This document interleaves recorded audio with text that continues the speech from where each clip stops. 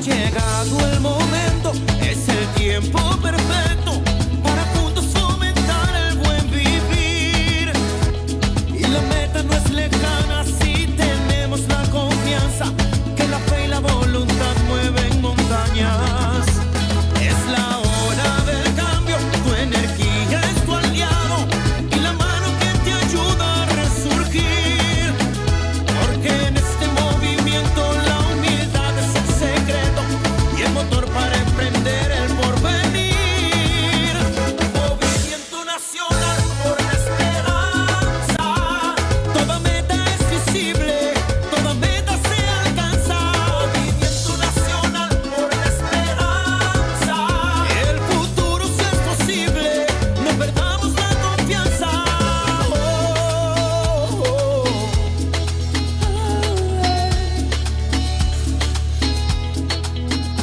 Porque en este movimiento la humildad es el secreto y el motor para emprender el porvenir. Movimiento nacional por la esperanza. Toda meta es visible, todo se alcanza. Movimiento nacional por la esperanza. El futuro si es posible, no pierdas la confianza. Oye, es el movimiento nacional por la esperanza, donde todo se hace posible, donde todo se alcanza. Sembrando el futuro, haremos historia y a paso seguro, veremos la gloria. Sembrando el futuro, haremos historia. Llegó ese momento, llegó la hora, poquito a poquito todo mejora. Sembrando el futuro, haremos historia. Que la confianza de saber que con fe y esperanza va a suceder. Sembrando el futuro. Y ahora quiero que todo el mundo se sume a este movimiento con este coro gigante que dice así: 1, 2, 3.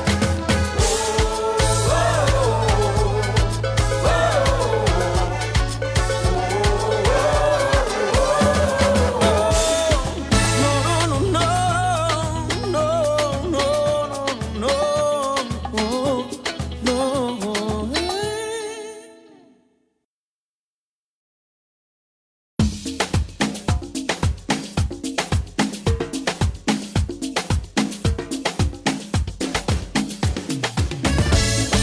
Es un movimiento, una fuente de esperanza. Nunca dejes de creer.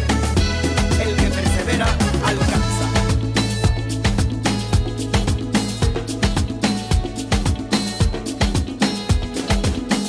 Ha llegado el momento, es el tiempo perfecto para juntos fomentar el buen vivir.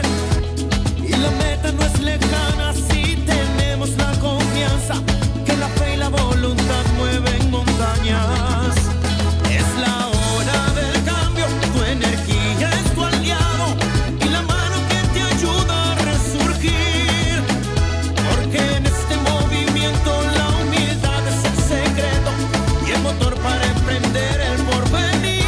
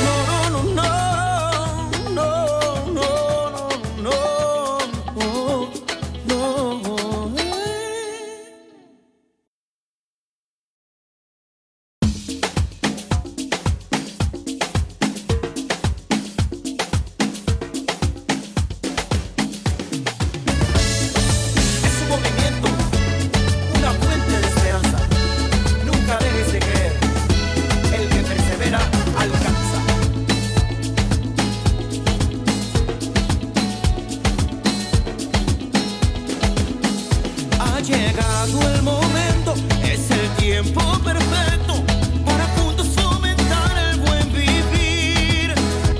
Y la meta no es lejana si tenemos la confianza que la fe y la voluntad mueven montañas. Es la hora del cambio, tu energía es tu aliado y la mano que te ayuda a resurgir. Porque en este movimiento la humildad es el secreto y el motor para emprender el porvenir. Movimiento nacional por la esperanza. Toda meta es visible, toda meta se alcanza. Movimiento nacional por la esperanza.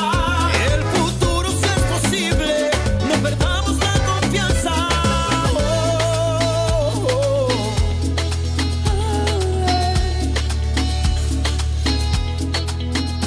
Porque en este movimiento la humildad es el secreto y el motor para emprender el porvenir.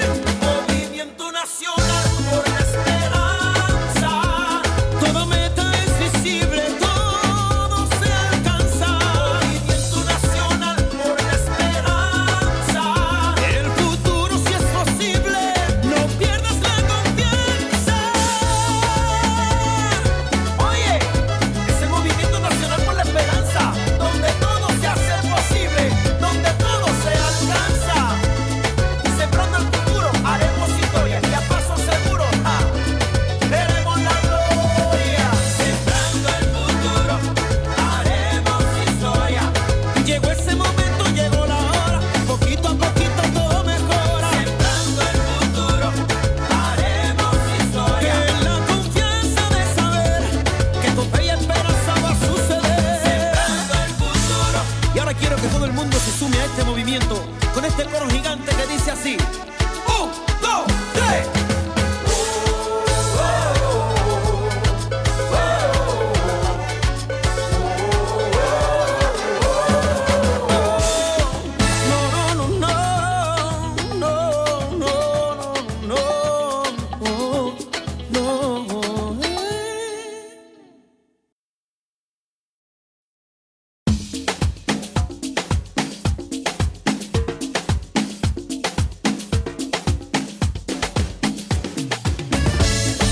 Es un movimiento, una fuente de esperanza. Nunca dejes de creer. El que persevera alcanza.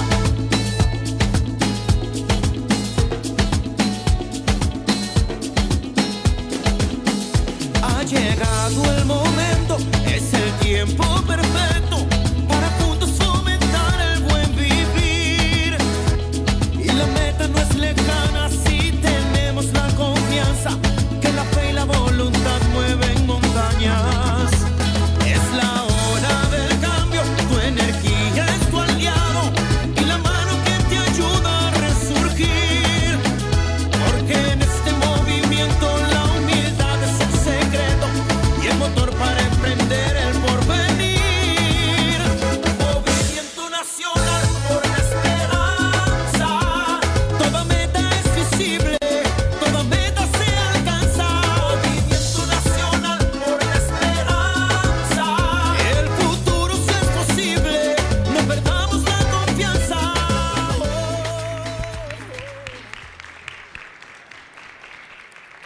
Si gustan ir tomando asiento, vamos a dar inicio a nuestra asamblea semanal del Movimiento Nacional por la Esperanza.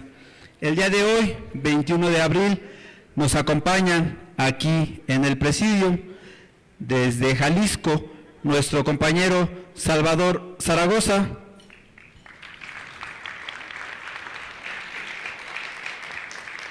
Desde el estado de Guerrero nos acompaña nuestra compañera Soledad Hernández Mena. De aquí, de la alcaldía Benito Juárez, nos acompaña nuestra compañera Montserrat Mondaca. Nos acompaña desde el Estado de México nuestra dirigenta y hoy diputada local, Celina Trujillo. Nos acompaña nuestra compañera María Guadalupe Loyo Malabar. Y como cada 8 días, nuestro dirigente nacional, el profesor René Bejarano Martínez.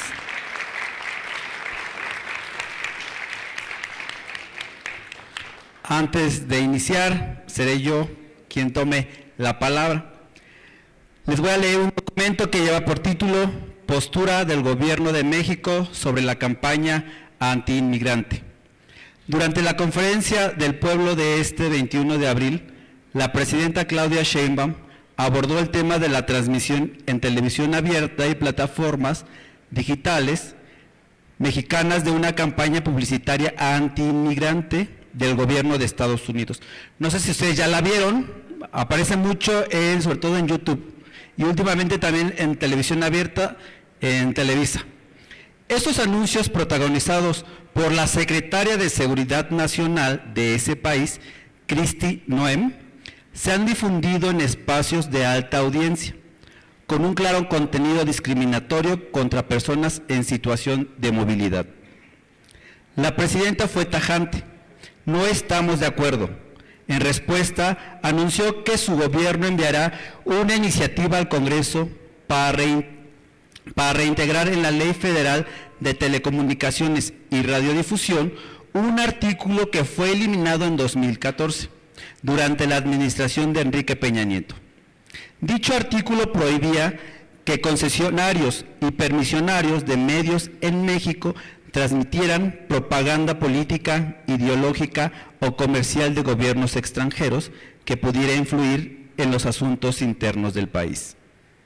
Este artículo, considerado en su momento una herramienta para proteger la soberanía mediática de México, fue suprimido hace más de una década. Su ausencia legal abrió la puerta para que campañas como la actual, cargadas de prejuicio y exclusión, llegaran a la audiencia mexicana sin obstáculos jurídicos. A pesar de que la ley prohíbe la difusión de contenido discriminatorio, la laguna sobre propaganda extranjera pagada ha permitido este tipo de transmisiones. La Comisión Nacional para Prevenir la Discriminación, CONAPRED, recibió quejas ciudadanas sobre estos anuncios. En una carta enviada a las principales televisoras y radiodifusoras del país, la CONAPRED concluyó que el spot contiene un mensaje discriminatorio que atenta contra la dignidad humana y puede fomentar actos de rechazo y violencia. La Secretaría de Gobernación también suscribió el exhorto a retirar el contenido. La presidenta Claudia Sheinbaum recalcó que no se trata de un acto de censura, sino de una acción para salvaguardar el respeto a la dignidad de las personas y los principios de no discriminación.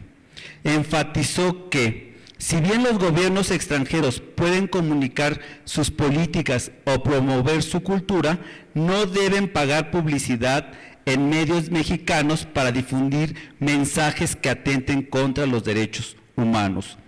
Asimismo, la mandataria explicó que la iniciativa legislativa contempla prohibir el pago de campañas discriminatorias en plataformas digitales, cuando su visibilidad esté segmentada específicamente hacia el público mexicano. De aprobarse la reforma, México cerraría una puerta abierta al uso del poder mediático extranjero, ajenos al respeto de su población. En cambio, este cambio legislativo se alinea con un principio fundamental: la soberanía y dignidad nacional no son negociables, y los medios de comunicación deben estar al servicio de una sociedad plural, incluyente y respetuosa de los derechos humanos. La postura del Gobierno de México sobre campañas antiinmigrantes.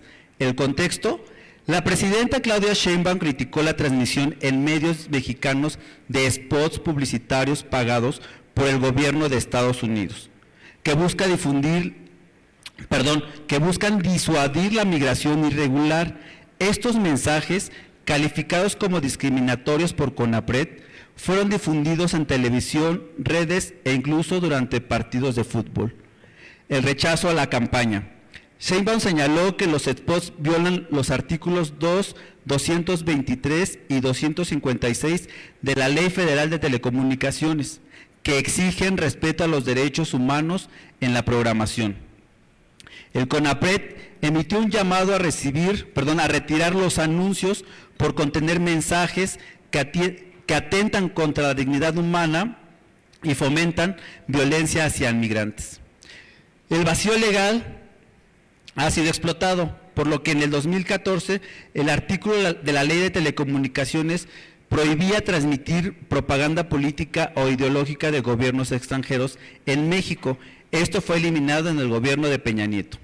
Sheinbaum, la presidenta, anunció que reintroducirá dicho artículo mediante una reforma legal para evitar que gobiernos extranjeros paguen mensajes con contenido discriminatorio. ¿Qué dice la Carta de la Secretaría de Gobernación? La Constitución Política de los Estados Unidos Mexicanos, en su artículo 1, señala que en México queda prohibido todo acto o práctica de discriminación. En los artículos 2, 223 y 256 de la Ley Federal de Telecomunicaciones y Radiodifusión se establece que en la prestación de los servicios de telecomunicaciones y radiodifusión está prohibida toda forma de discriminación y que la programación que se difunda en el marco de la libertad de expresión deberá propiciar la difusión de valores artísticos, históricos y culturales, la unidad nacional y el respeto a los derechos humanos. En este contexto, el Consejo Nacional para Prevenir la Discriminación ha recibido quejas ciudadanas relacionadas con el video difundido por la Secretaría de Seguridad, Secretaria de Seguridad de los Estados Unidos, que ha sido publicado en la televisión, así como en diversos medios de comunicación, y hace referencia a personas migrantes.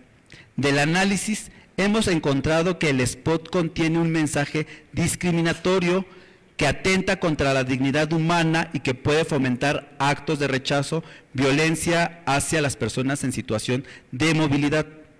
Por tal motivo, le invitamos a que el spot sea retirado con el objeto de cumplir con la construcción de una sociedad sin discriminación, tal cual lo establece nuestra Constitución. Construyamos en unidad una sociedad más incluyente, respetuosa, donde la dignidad humana sea el eje central de nuestras acciones y discursos, porque México es diversa, inclusión y de derechos. Gracias. Ahora le cedemos el micrófono a nuestro compañero Salvador Zaragoza. Muchas gracias, Miguel. Profesor, buenas noches compañeros. De nuevo aquí con un saludo y un abrazo para todos ustedes. Bien, hace aproximadamente una semana, un poquito más, Miguel me hizo una pregunta que me hizo reflexionar. Voy a abrir con una frase de Gramsci. El único modo de predecir el futuro es organizarse y hacer que eso que quieres suceda. Antonio Gramsci. Ante la pregunta de mi compañero y amigo que si era conveniente y prudente haber dado en las pasadas elecciones mucho poder a Morena, mi respuesta fue automática, sí, a lo cual él me dijo, piénsalo, me contestas después. Ahora le respondo porque eso me hizo reflexionar mucho en este sentido. Quiero poner de manera sucinta en contexto histórico el surgimiento del fenómeno político que representa este partido, que se ha posicionado como el más exitoso de la historia reciente.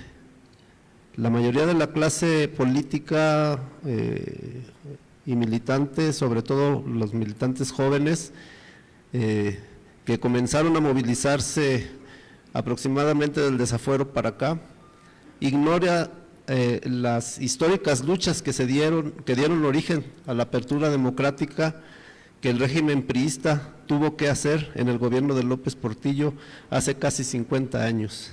Ignoran también que eso fue fruto de una crisis política en la que la mayoría del pueblo estaba desencantado de la política, pues se habían cerrado todos los canales de participación política y ante eso había surgido una lucha armada por parte de jóvenes que luego de las sangrientas represiones de 1968 y 1972 optaron por la clandestinidad y la lucha frontal contra un gobierno y un Estado represores y asesinos, enmascarados en una careta de democracia en la que ya nadie creía. El PRI mantuvo el poder desde su nacimiento en 1946, instituyó el corporativismo para controlar políticamente todos los gremios y sectores de la sociedad y detener el proceso revolucionario que produjo la Constitución Política de 1917 y que impulsó Lázaro Cárdenas en su tiempo, y desmantelando de a poco los avances de esta revolución, hasta que en los 90 del siglo pasado de plano se desenmascaran y se alían PRI y PAN. En la mencionada apertura democrática de José López Portillo se abrió la participación política de la izquierda, integrando a la legalidad al Partido Comunista Mexicano, al Partido Mexicano de los Trabajadores, al Partido Revolucionario de los Trabajadores y a otros partidos identificados como de izquierda, y también algunos de la creación por el mismo Estado para simular inclusión. También surge un partido de derecha de origen de una organización pronazi, la Unión Nacional Sinarquista, antecesora del PAN, el Partido Demócrata Mexicano. Los partidos y organizaciones políticas de izquierda ya antes estaban trabajando en un esfuerzo de unidad, integrándose también personalidades que actuaban en la clandestinidad y que ahora ya podían hacerlo legalmente, dando lugar al PSUM, al Partido Socialista Unificado de México, con el registro del Partido Comunista Mexicano, y luego al Partido Mexicano Socialista al integrarse el Partido Mexicano de los Trabajadores. Posteriormente, después del fraude monumental contra Cuauhtémoc Cárdenas, que llevó al poder a Salinas de Gortari, surge el PRD con el arribo de la corriente democrática escindida del PRI, que representó con mucho éxito a la izquierda por muchos años, hasta de su descomposición y perversión al aliarse a la derecha prianista. Pero los actores políticos de izquierda ya tenían la experiencia organizativa en su paso por el PRD, así que la transición de Movimiento Morena a Partido Morena fue de manera natural. Que si debemos darle todo el poder a Morena, reflexiono.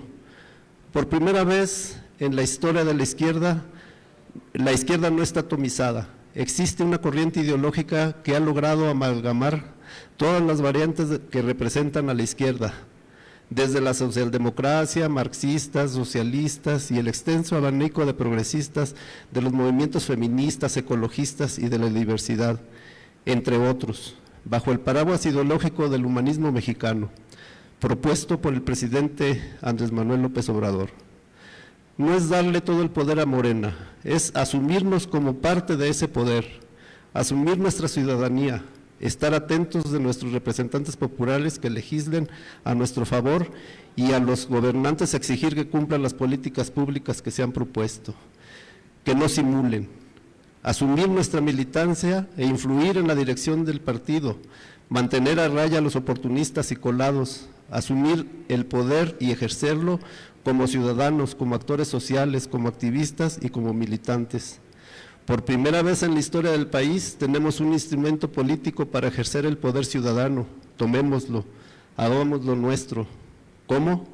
Organicémonos, mantengamos la unidad y exijamos nuestros derechos. Rescatemos los que nos conculcaron y conquistemos nuevos.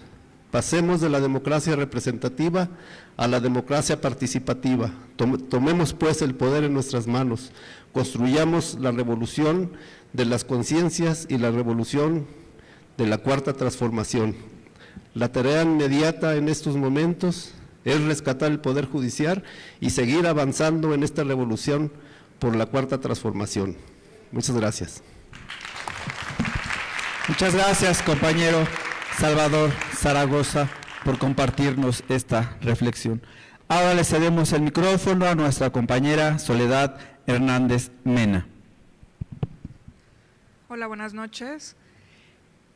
El profesor me pidió tocar un tema relacionado con el caso Iguala, como se mencionó hace aproximadamente 11 años. Yo creo que todo el mundo lo conoce. Pero antes de llegar a ese punto o a ese tema, quisiera recordar a Rosa Luxemburgo, quien fue defensora de sindicatos en la Rusia anterior. Quisiera también recordar el homicidio de John F. Kennedy. Quisiera recordar los agravios políticos que ha sufrido La Habana ante el embate político contra Estados Unidos. Y ya más localmente, pues, recordar a los jóvenes del 68 y entre ellos a la lucha magisterial representada por Genaro Vázquez y Lucio Cabañas. En ese contexto político y hablar de otros homicidios en el estado de Guerrero, y en ese contexto político creo que crecí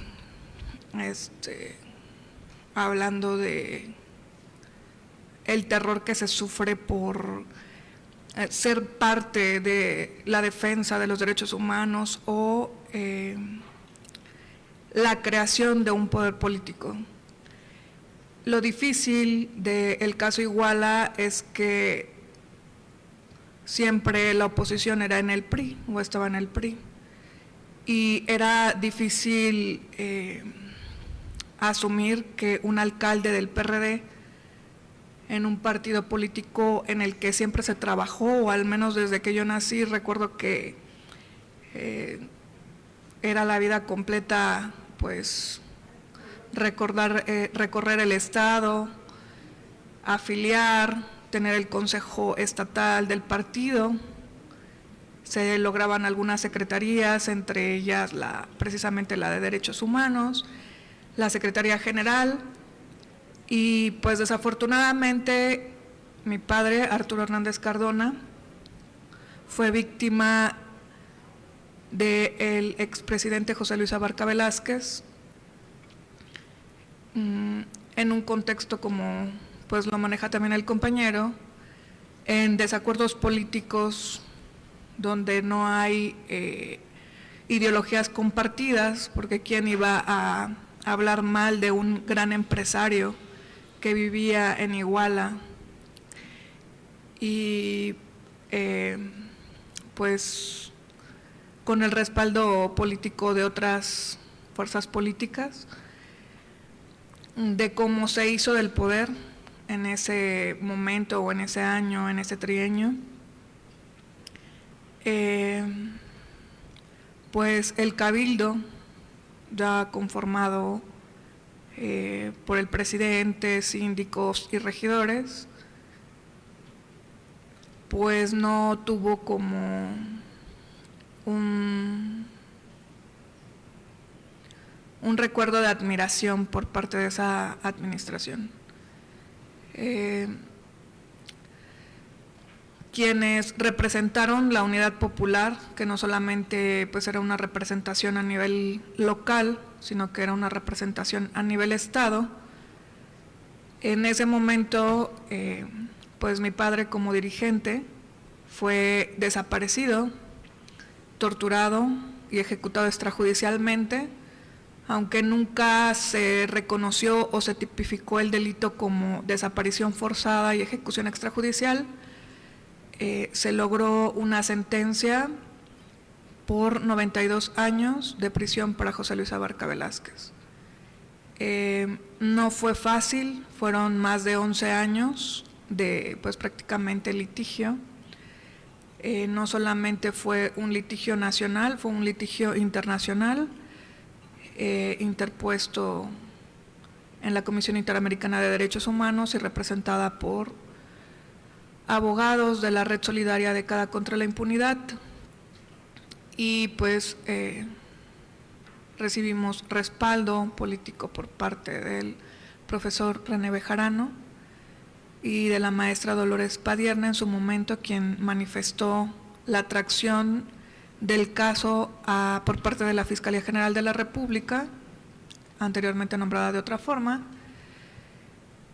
y fue, pues, aunque fue solicitada en el Senado, no tuvo como que mucha incidencia o peso político, pues se ignoró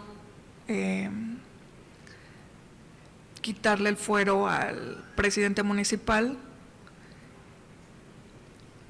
En el año 2013, aproximadamente mayo, junio, julio, recuerdo que fueron esas fechas, y un año después, pues desaparecen los 43 normalistas de Ayotzinapa. De ese caso, pues sabemos que fue exonerado, no tiene ninguna culpa, según lo manifiestan algunos, pues ya periódicos, ¿no?, conocido por todos. Y finalmente, en este mes de abril, nuevamente se da una sentencia de 20 años por el homicidio de Justino Carvajal Salgado, quien en ese momento representaba a la sindicatura, sumando así 112 años de prisión para el presidente municipal de Iguala. Supongo que hay peticiones de las familias de los normalistas para que pues finalmente también se le sentencie por este hecho, porque pues básicamente fue exonerado. Creo que todavía hay cosas que cuestionar. Sin embargo, pues me limito a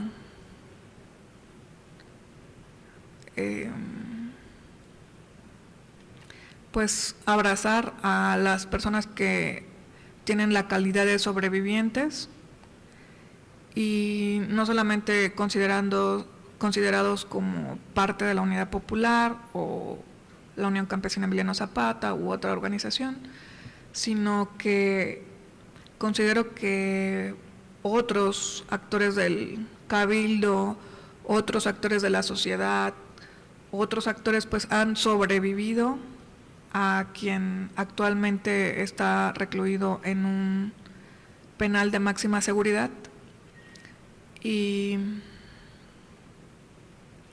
pues que me manifiesto abiertamente solidaria con los padres de los normalistas y solamente cuestionar, ¿no?, que se está dando ahorita la novedad de cambios de magistrados, jueces y otras entidades. En Iguala, pues básicamente estuvo el expediente, se trasladó a Tamaulipas. Ha sido muy difícil pues mantener el litigio, sobre todo cuando son pues documentos reservados, y la mayoría de las liberaciones, porque hubo pues más del 50% o el 70% de que policías municipales y otros fueron liberados por el caso de los 43 normalistas, pues se dieron en Iguala, ¿no? Entonces yo creo que el cambio o la renovación de estos cargos por esta reforma pues va a ser palpable en Iguala, porque pues básicamente no hubo justicia y pues la mayoría de los jueces creo que dieron en libertad hasta el Güero Palma, porque el expediente estaba en Iguala. Entonces, pues, en resumen, es todo lo que quería comentarles y gracias. Muchas gracias, compañera Soledad Hernández Mena. Ahora le cedemos el micrófono a nuestra compañera Montserrat Mondaca. Muchas gracias, muy buenas noches. Muchas gracias, profesor. Es todo un reto poder hablar del seguimiento a la elección judicial después del mensaje tan importante de mi compañera y amiga Sol. Creo que, como ella bien lo dice, lleva un camino de 11 años buscando justicia para su papá, para su familia y para todos quienes han sido víctimas de estos malos gobiernos. Y creo que todos tenemos esta expectativa tan grande de la reforma en materia judicial, de no volver a enfrentarnos a eso, de tener jueces dignos, honestos, eficaces, que pongan por encima de los intereses de unos cuantos a las personas y la justicia, y que no volvamos a tener nadie nunca más estos 11 años de un largo camino para acercarse un poco a tener justicia, porque como bien lo dice Sol, este hombre no ha sido sentenciado por todos los delitos gravísimos que cometió, y estoy segura que el impulso de muchas y muchos compañeros como Sol y como tantos otros residentes de Iguala van a seguir empujando para que logremos la justicia. Como ustedes saben, llevamos ya muchos meses dando seguimiento a este proceso de la reforma a la elección judicial. Hay algunos datos importantes que han venido ajustándose en los últimos días. Como ustedes saben, hace ya un par de semanas hubo una resolución de la Sala Superior del Tribunal Electoral del Poder Judicial de la Federación, que permite a los 3 poderes de la Unión realizar promoción de manera institucional sobre el proceso electivo. Esto es muy importante porque en la medida en la que exista más información y más difusión, vamos a tener una participación más alta y la gente va a estar informada de mejor manera. Consecuencia de esta resolución del tribunal, el día de hoy se publica un acuerdo del INE que determina, entre otras cosas, una redistribución de los tiempos asignados en radio y televisión para la promoción de la elección de manera institucional. Entonces, esto es ahí muy, muy importante tenerlo en mente, y que vamos a poder estar viendo cada vez más información en los medios masivos de comunicación sobre la elección. Y bueno, en tanto se van abriendo estos espacios en los medios tradicionales, invitarlos a que conozcan los sistemas, las plataformas de Conóceles, que el INE, para quienes son candidatos y candidatas a nivel federal, y los 18 institutos electorales locales donde hay proceso concurrente, habilitaron esta plataforma, que es muy interesante porque podemos ver la fotografía, la trayectoria, las propuestas de las y los candidatos a los diversos cargos de la elección judicial. También invitar a que quienes sean candidatas y candidatos, pues suban todos sus datos, transparentemos todavía más este ejercicio, que la ciudadanía tenga acceso a saber quiénes somos, qué hemos hecho, qué cargos hemos ejercido y cuál es nuestro compromiso y nuestras propuestas. Entonces, insistir en que puedan conocer esta plataforma, estas plataformas de Conóceles, así le ponen ahí en Google, Conóceles Nacional o Conóceles Instituto de la Ciudad de México, de los 18 estados, y van a tener acceso a conocer el perfil y la trayectoria de todas y todos los candidatos. También decirles que a pesar de la poca promoción que está habiendo, hay mucho entusiasmo y mucho interés de la ciudadanía por involucrarse y por participar en este proceso electoral extraordinario. Llevamos al día de hoy 171,000 observadores electorales registrados. Esto es una cifra muy importante porque es prácticamente el doble de observadores electorales que se registraron en la última elección presidencial. Entonces, invitar a todas y todos los que se quieran registrar, es un gran ejercicio participar como observador electoral, poder estar el día de la elección observando cómo se desarrolla la jornada electoral en las casillas. Todo el registro es en línea. Les doy la dirección, es https://pjf2025-observadores.ine.mx y tenemos hasta el día 7 de mayo para hacer este registro.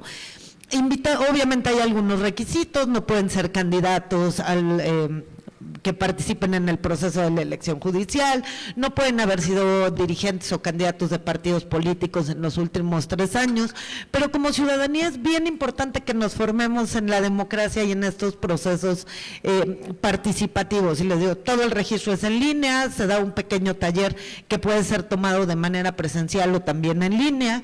El registro también lo pueden hacer presencialmente en las juntas locales y distritales del INE. Invitarlos a que participen, va a ser el mejor momento para conocer desde adentro esta elección al Poder Judicial. Y bueno, pues con esto, digamos que la actualización de esta semana, invitarlos, insisto, a que conozcan el perfil de todas y todos, que tengamos a los mejores juzgadores para que nunca más se vuelva a cometer una injusticia. Muchas gracias y buenas noches. Muchas gracias, compañera Montserrat Mondaca. Ahora le cedemos el micrófono a nuestra compañera María Guadalupe Loyo, quien nos hablará sobre el tema de migrantes. Sí, buenas noches a todos ustedes. Buenas noches, profesor Bejarano, gracias por la oportunidad de hablar. Me siento muy honrada y muy orgullosa de estar aquí en la Nueva Esperanza, siguiendo el camino de la esperanza. Quiero decirles que soy migrante, soy cirujano dentista de profesión y estoy aquí porque es lo que necesitamos nosotros, los migrantes, esperanza. Y en esta ocasión yo creo que voy a llevar la voz de la esperanza a nuestros hermanos migrantes, nuestros hermanos héroes, los héroes de México. Así le llama la presidenta, o así nos llama la presidenta. Estamos viviendo momentos difíciles en Estados Unidos, momentos de deportación. Quiero comentarles que los migrantes se están escondiendo o se están autodeportando. Hay mucho miedo porque pues, si no pueden ser presos o están en proceso de deportación, aunque se porten bien, aunque paguen impuestos, pero se vive mucho miedo allá en Estados Unidos. Tengo una organización sin fines de lucro que se llama Migrant Wellness Center. También soy presidenta de Casa Guerrero Las Vegas porque pertenezco al estado de Guerrero.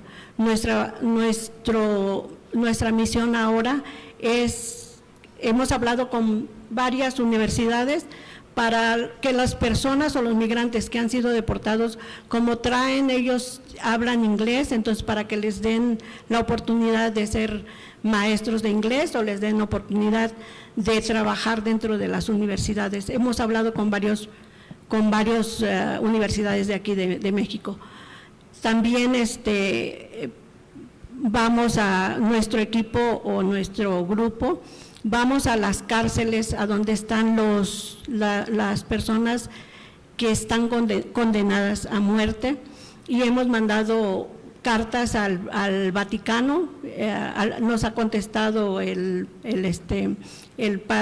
Papa Francisco, que en paz descanse porque hoy murió, y mi más sentido pésame para todos por la muerte del Padre Francisco, pero hemos mandado cartas a él y nos ha contestado. También participamos llevando como la cultura, hacemos ferias o festivales, se llama México Lindo, Arte y Cultura y Tradición, porque llevamos toda la cultura, el arte gastronómico allá en Estados Unidos a nuestros hermanos migrantes y para que los hijos de los migrantes que no conocen México sepan de nuestra cultura. y pues tantas cosas que hacemos como acopios, mandamos ropa o acopio para acá, para México, cuando hay temblores o alguna desgracia, pues nos recolectamos y mandamos trailers para acá. Entonces nos hemos trabajado arduamente con Casa Guerrero Las Vegas, que gracias a Dios nos participa el gobierno de Guerrero, y le doy gracias a la presidenta Claudia Sheinbaum, porque está al pendiente de todos nosotros, y a la Cuarta Transformación. No quiero despedirme sin antes decirles que reciban un fuerte saludo de parte de nuestros hermanos migrantes, y que les pido de favor, si ven a un migrante que ha sido deportado, le den le den la mano, porque ellos se lo merecen. Muchas gracias por todo. Muchas gracias, compañera, por este mensaje. Ahora le cedemos el micrófono a nuestra compañera Celina Trujillo. Muy buenas noches, compañeras, compañeros. Como siempre, un gusto compartir con todos ustedes esta asamblea semanal de nuestro movimiento.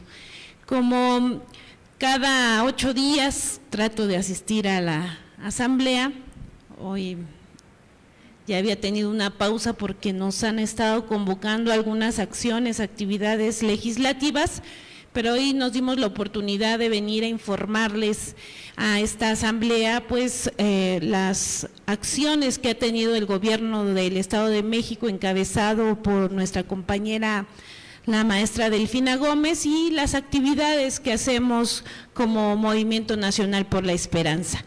Quiero comentarles que el día de hoy, en la Coordinación para la Paz, la Mesa de Construcción de la Paz en el municipio de La Paz, la maestra Delfina recibió un balance alentador en el Estado de México, pues registra una disminución del 26% de delito de homicidio doloso en lo que va del año.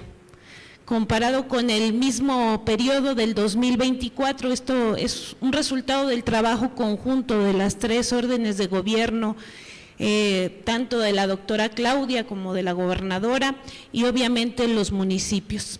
Y pues estamos contentos que haya sido en La Paz una visita de aproximadamente 4 horas, le dedicó la gobernadora, y nos da mucho gusto que vaya, porque además ha hecho acciones importantes para los municipios de la zona oriente con altos índices delictivos, ha apoyado con la fuerza de la Policía Estatal, pero también con patrullas y otros insumos que se requieren para poder bajar toda la delincuencia que existe en esta zona conurbada, que vivimos prácticamente 10 millones de habitantes. No es algo sencillo, no es una tarea sencilla, y no dejarle esta tarea solamente a los gobiernos municipales, pues es un buen mensaje, pero también es una buena acción para los mexiquenses.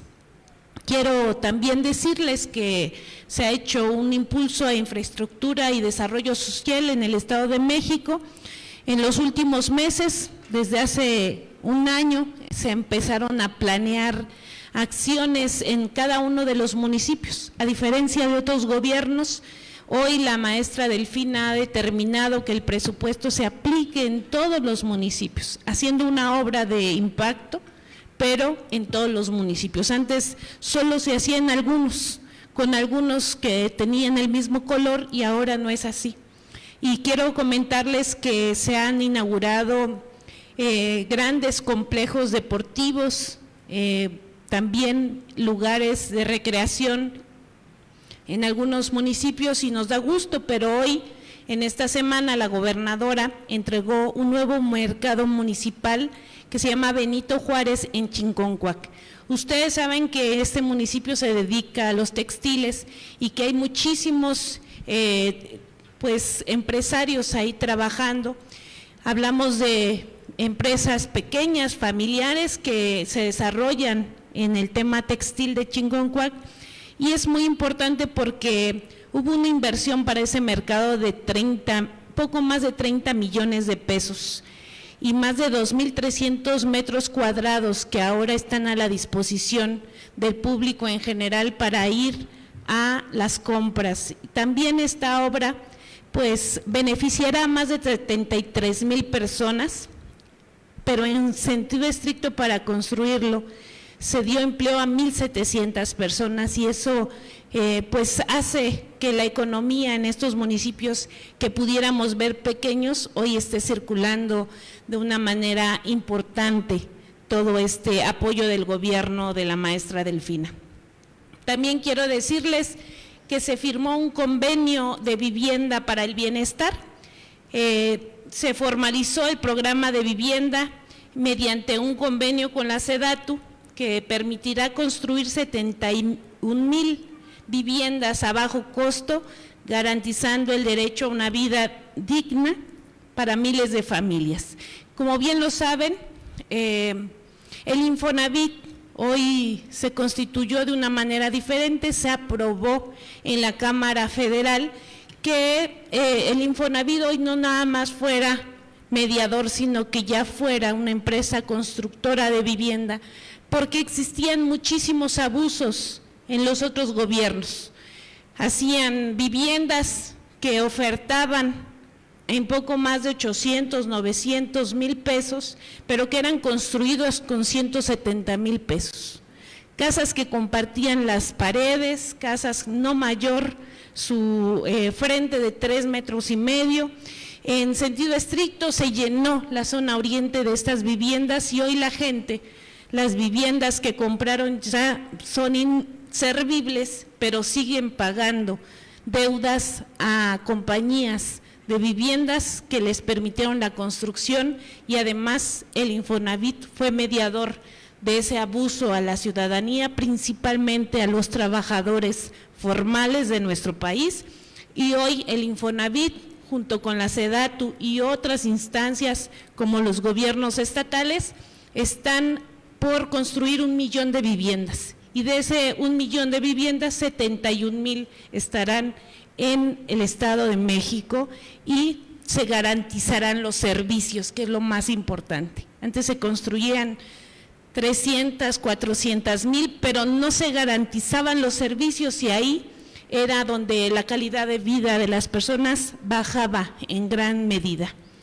También, bueno, pues la buena noticia es que el Estado de México mantiene el liderazgo nacional en la generación de empleos formales, con un crecimiento del 6.8% durante la actual administración, superando el promedio nacional. Esto representa más de 121,000 nuevos empleos registrados en el IMSS y eso, insisto, va subiendo la calidad de vida de los mexiquenses al dar estas buenas acciones, porque se está trabajando por el buen vivir y nos da muchísimo gusto que se esté transformando la vida de las personas. En cuanto a las actividades legislativas, compañeras y compañeros, en la sesión plenaria del 9 de abril se aprobaron reformas históricas a la Constitución que garantiza el derecho a la igualdad sustantiva, una vida libre de violencia para las mujeres, igual salario por trabajo igual, la creación de una fiscalía especializada con perspectiva de género. Esta transformación legislativa es un nuevo pacto social que coloca al centro la dignidad, la equidad y la justicia. Esta reforma fue aprobada a nivel federal, hoy a nivel estado, pero se formaliza, insisto, este pacto social para garantizar la vida libre de violencia para todas las mujeres en el Estado de México. De igual manera, en temas de legislativas, pues nos hemos dado a la tarea de un compromiso con la ciudadanía en el distrito que represento de acercar la atención de bienestar animal y pues aprovechando que tenemos nuevas oficinas, pues estamos dando atención de esterilización y la semana pasada pues atendimos a poco más de 50 mascotas de compañía, pero también hemos hecho una conciencia de los animalitos comunitarios y nos da mucho gusto que los vecinos adopten por 2 semanas, a los perritos comunitarios, se esterilicen y pues nuevamente salgan, pero ya sin riesgo de reproducción. Así que seguimos haciendo esta conciencia de empatía y responsabilidad en las colonias y lo seguiremos haciendo mientras tengamos esta posibilidad de servir en este sentido de manera gratuita, y después tendremos que buscar otras herramientas para poder seguir contribuyendo. Pues en un tema de convivencia comunitaria y cultura celebramos con orgullo 42 aniversario del Mercado de la Floresta.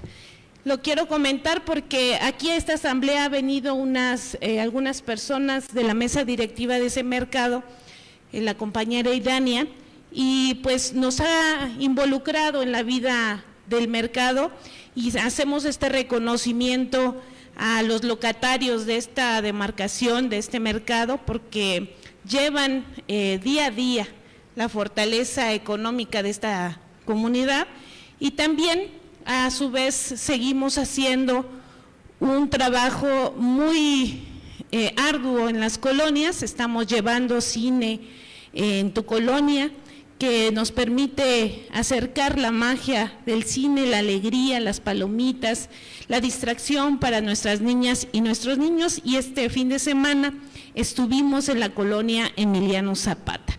Así que continuamos con estas actividades, y para cerrar mi intervención quiero decirles que continuamos con las actividades del Movimiento Nacional por la Esperanza, haciendo comunidad, pero también haciendo estructura, que es muy importante. Estuvimos en Chimalhuacán con algunas vecinas y vecinos, pero principalmente con liderazgos que estuvimos invitando a que se sumaran a esta campaña de afiliación que tenemos, pero pues esta visita, fueron 2 visitas y tenemos programadas al menos todos los días siguientes actividades, por esto que comentaba tanto la compañera Sol como la compañera Monse, y seguramente lo va a tocar el compañero René, el profesor René, es la participación ciudadana y el compromiso democrático de este 1 de junio. Nos ha tocado y tenemos que estar promoviendo la participación de todos los vecinos y las vecinas. Tenemos un reto grande porque necesitamos subir la participación para legitimar esta acción tan importante que es cambiar al Poder Judicial. Y lo digo de esta manera porque seguimos y seguiremos haciendo este trabajo de manera conjunta con las vecinas y los vecinos, comprometiéndoles. Les digo yo, ¿quién se compromete a llevar 5 personas y todo el mundo está de acuerdo? Hasta dicen, no, es muy poquito, no, 5, pero llevemos, acompañemos, garanticemos la participación de estas personas para que tengamos al mejor Poder Judicial, pero sobre todo que tengamos el poder de decidir en nuestras comunidades el futuro de la justicia de nuestro país. Es muy importante, compañeras, compañeros, que salgamos, que toquemos puertas, que promocionemos la fecha, que digamos a los vecinos. Como bien lo dijo Monse, la gente está entusiasmada, pero sí necesitamos darles herramientas y manera de cómo van a participar, porque sí tienen duda. Hay personas que están haciendo campaña, que están yendo a tocar puertas, pero los distritos son muy grandes. Solo para dimensionarles, un distrito electoral judicial en el Estado de México, desde Ecatepec hasta las pirámides y hasta los volcanes. Casi 32 municipios son parte de este distrito.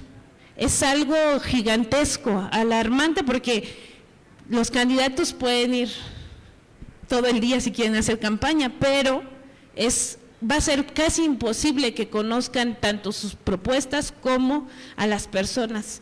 Entonces es momento de utilizar la herramienta de la tecnología, acercarles la información, decirles y inyectarles la duda de por quién hay que votar y cómo hay que votar.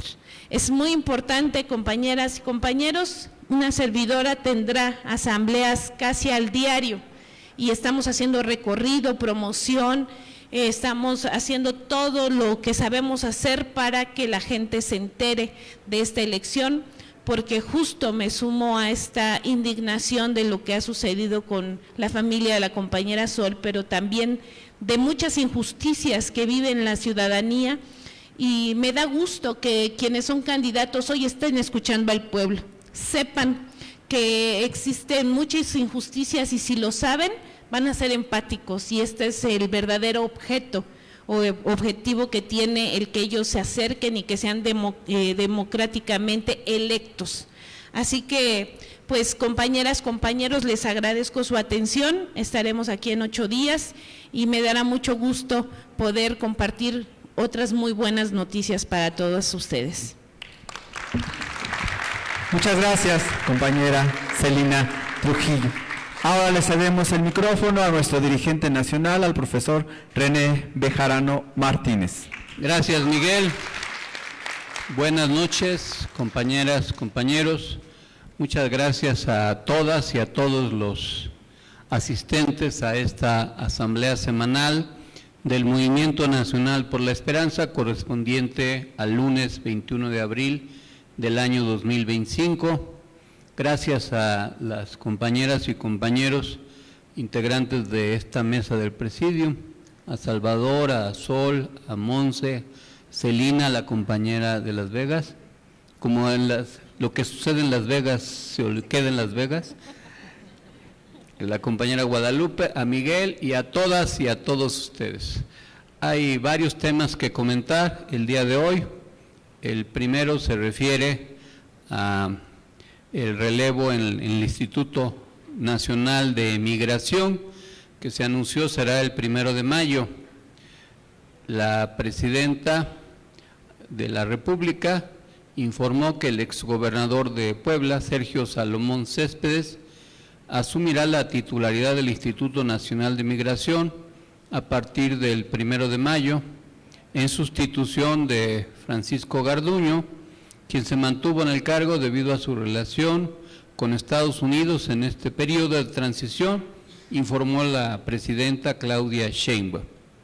Textualmente dijo: a partir del 1 de mayo entra Sergio Salomón. Fue importante todo este proceso de transición. Saben que uno de los temas relevantes con Estados Unidos es el tema de la migración. Entonces fue un proceso en el que hubo mucho diálogo con Estados Unidos al principio, cuando llegó el presidente Trump. Entonces no queríamos que hubiera en ese momento la transición, porque Garduño tiene mucha relación con su contraparte en Estados Unidos y también particularmente en Guatemala, comentó.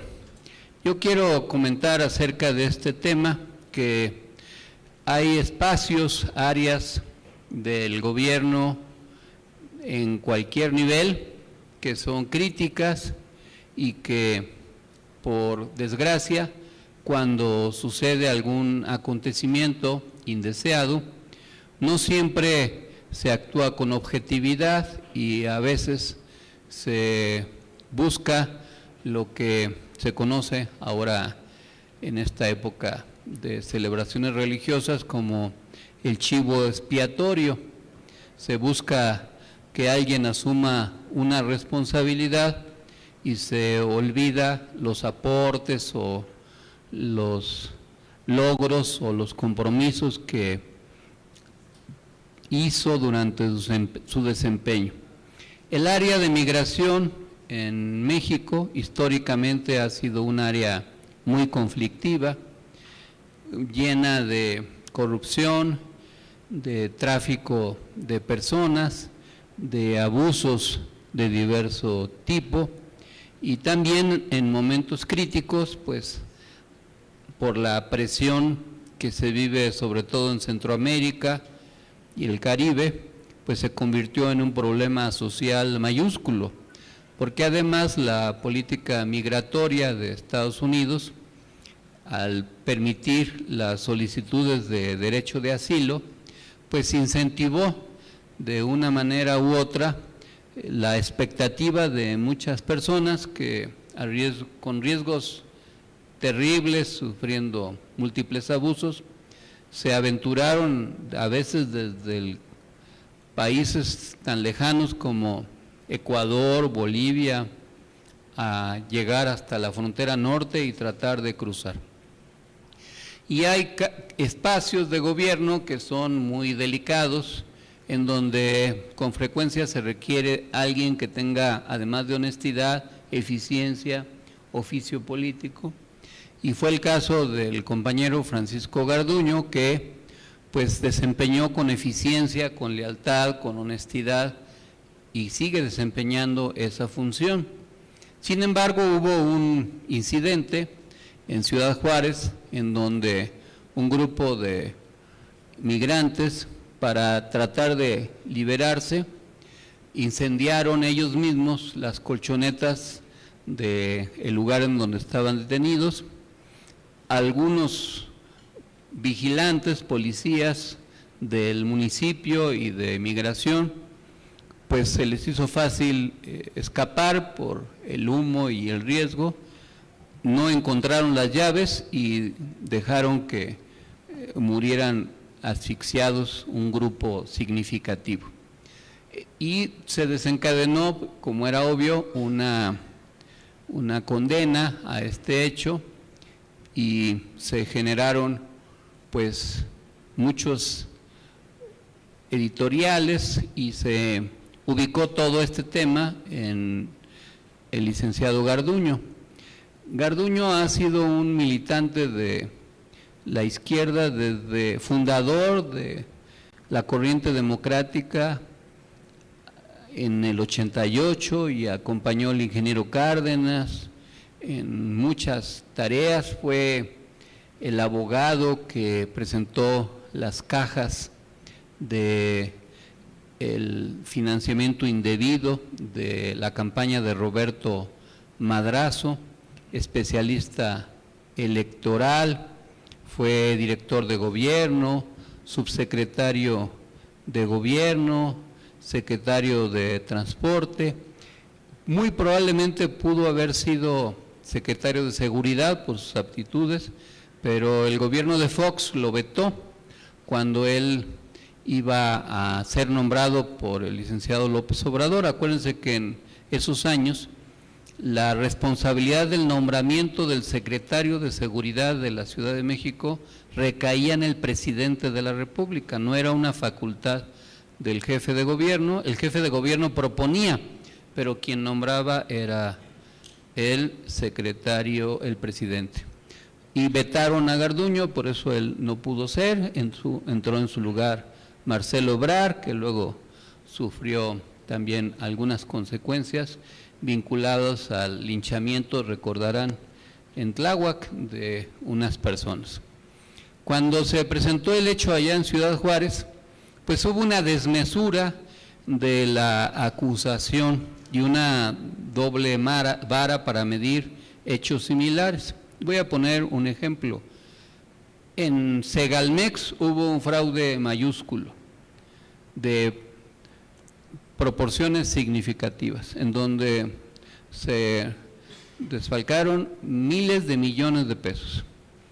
Y sin embargo, el titular del organismo permaneció en su cargo y ni siquiera fue citado a declarar.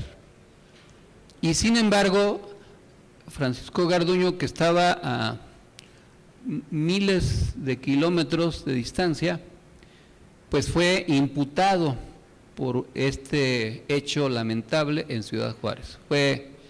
Y quiero decir con toda sinceridad que tanto en el gobierno de López Obrador como actualmente no ha habido la solidaridad para un funcionario que ha actuado con lealtad, con institucionalidad, y que pues permanece en el cargo no por aferrarse al mismo, sino por su eficiencia, porque tampoco es tan sencillo dirigir una dependencia de ese tipo en donde hay muchos intereses. Ojalá y el nuevo director tenga el oficio político, la dedicación y el compromiso que tuvo Francisco Garduño.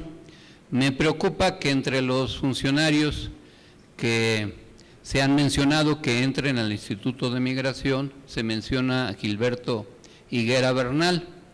y como a mí todavía no me han atacado los efectos de ningún Alzheimer, recuerdo que Guillermo Herrera Bernal fue uno de los ministerios públicos que acusó a López Obrador para desaforarlo. Fíjense nada más. Ahora resulta que uno de los ministerios públicos que fue partícipe del desafuero de López Obrador probablemente entre a trabajar en el área de migración, en el lugar donde está el abogado que defendió a López Obrador del desafuero. Estas cosas llegan a suceder en la política y por eso conviene insistir en que no debemos olvidar.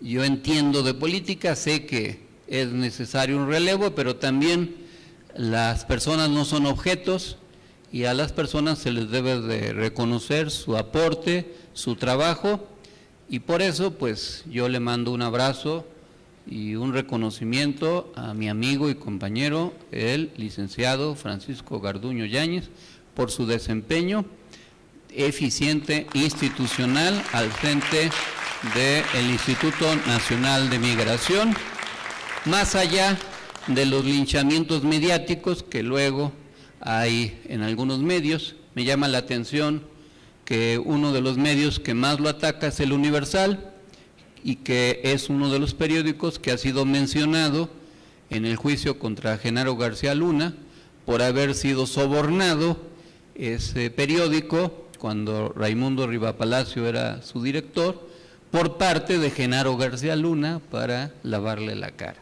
Así es este asunto. Entonces no hay que olvidar, hay que tener presente y desde luego que siga funcionando el modelo de migración en México y funcione adecuadamente como debe de ser. En otro tema, en el tema migratorio, pues ya saben que Donald Trump sigue con sus propuestas contradictorias y una de ellas tiene que ver con el tema de la cuota del 20.91% que Estados Unidos anunció impondrá a los tomates mexicanos a partir del 14 de julio de este año, que no forma parte de los aranceles que Trump anunció, sino que se trata de una supuesta tarifa compensatoria que estableció el Departamento de Comercio estadounidense al acusar a productores mexicanos de una práctica indebida que se conoce como dumping. Se dijo textualmente por el secretario de Agricultura: a lo largo de estos casi 30 años se han negociado 5 acuerdos para suspender esta acusación de dumping. El último acuerdo que se ha venido negociando es de 2019 entre el Departamento de Comercio de Estados Unidos y los productores y exportadores mexicanos. No es parte de los aranceles, es otra cosa que viene de décadas atrás. Dijo Verdeguer, el 90% de los tomates que Estados Unidos importa de cualquier parte del mundo son de México y 6 de cada 10 tomates que comen los estadounidenses son hechos en México.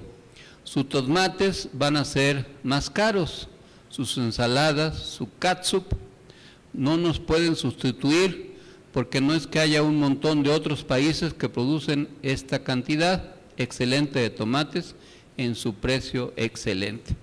Y como dice un viejo comercial, estaban los tomatitos muy contentitos cuando llegó el verdugo Trump y los quiso hacer jugo, pero pues no lo va a lograr.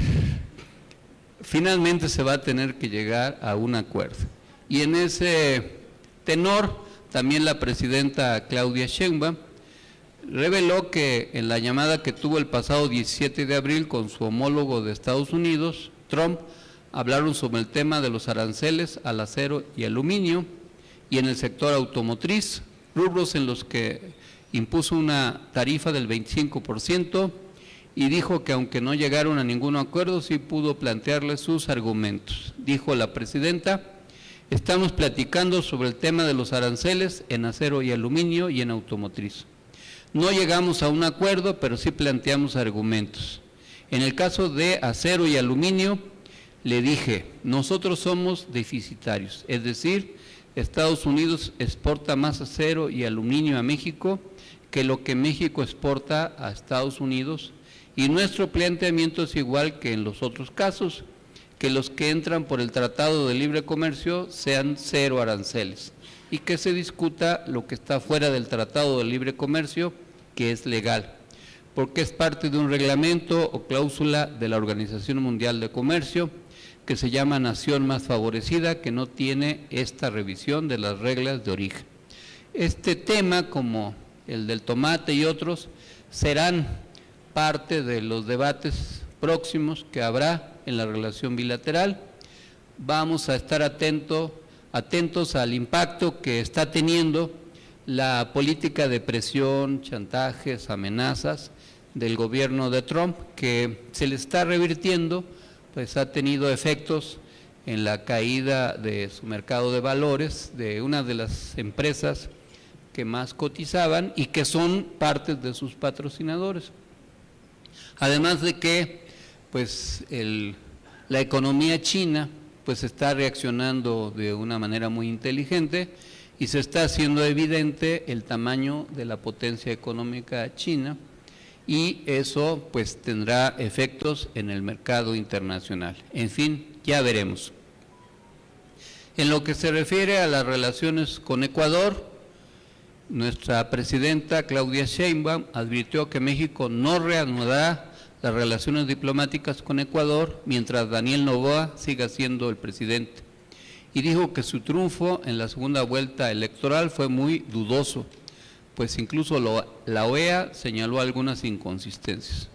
Nosotros no tenemos relaciones con Ecuador y ni vamos a seguir teniendo relaciones con Ecuador mientras Noboa ejerce el cargo de presidente, porque él fue el responsable de la invasión a la Embajada de México, a nuestra soberanía.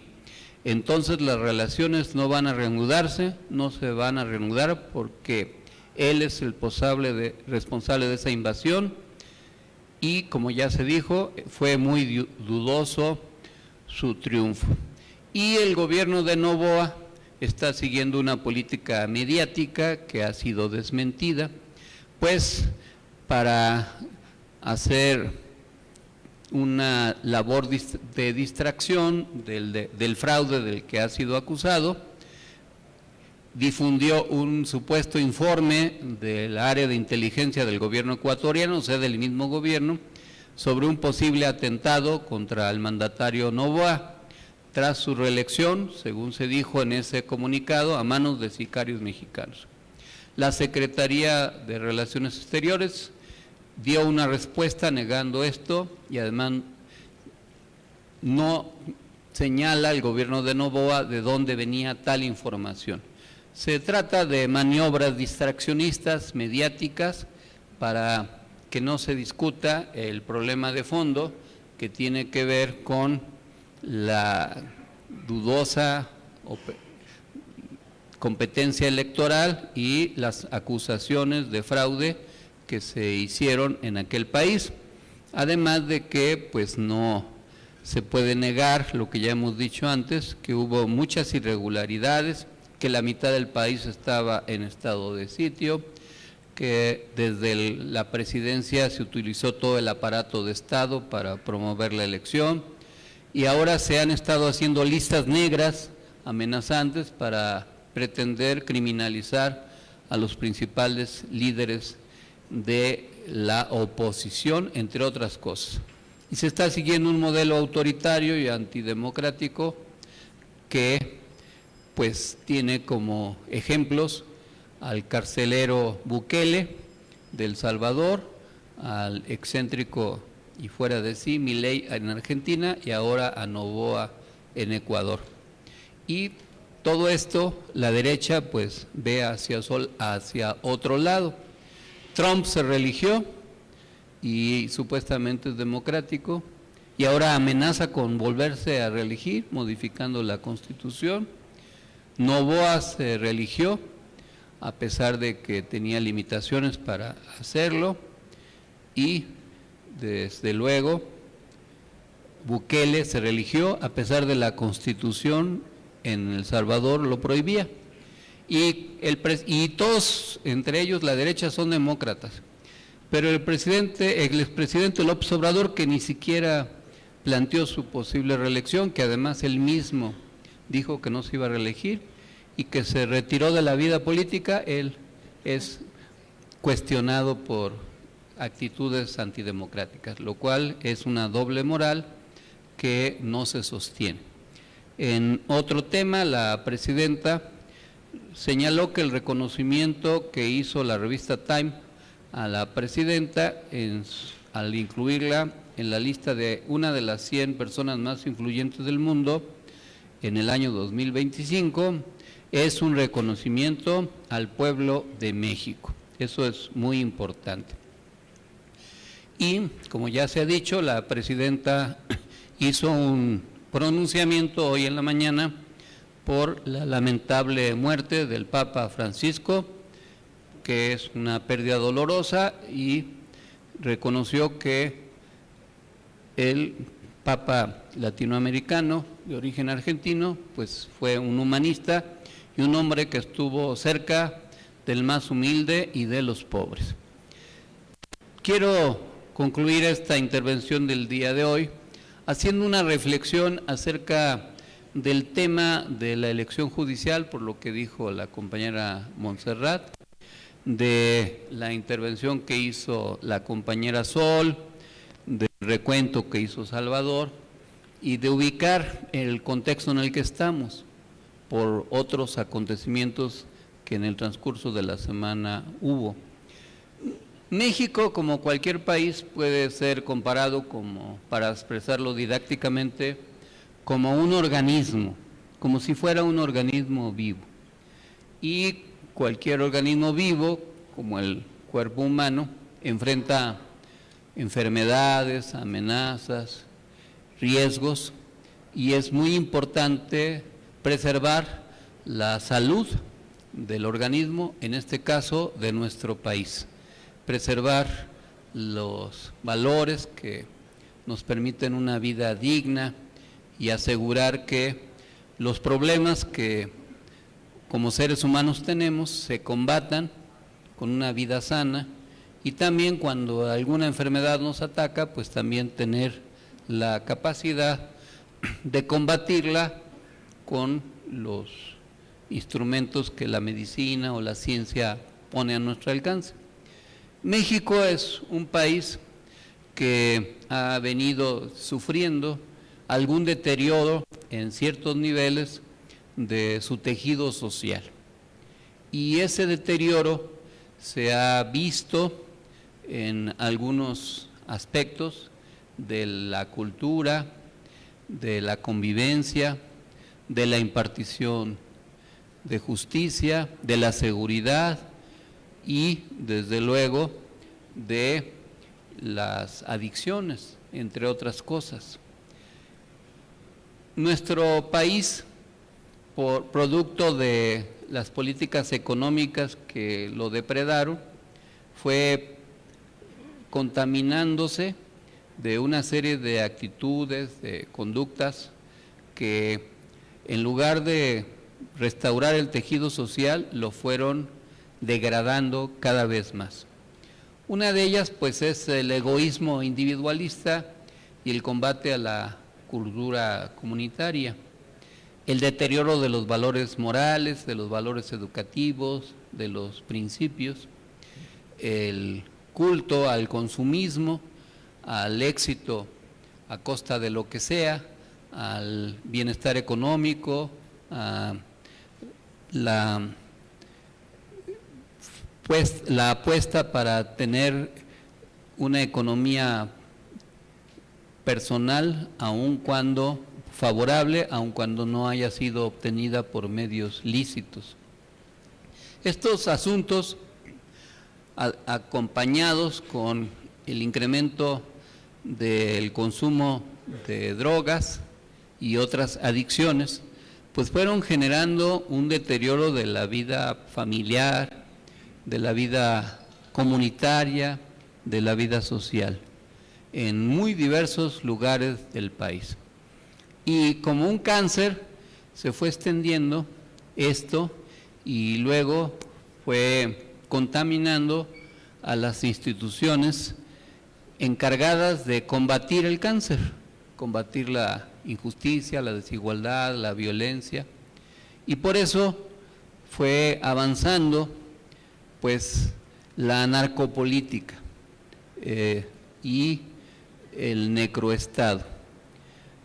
Por eso fue avanzando la complicidad de actores de diverso nivel, desde policías municipales, agentes del Ministerio Público, directores de seguridad, integrantes de ayuntamientos, alcaldes, y eso escaló hacia niveles superiores, a veces estatales, luego a niveles de gobernadores en diversas entidades, y claro que contaminó también al Poder Judicial, sin duda.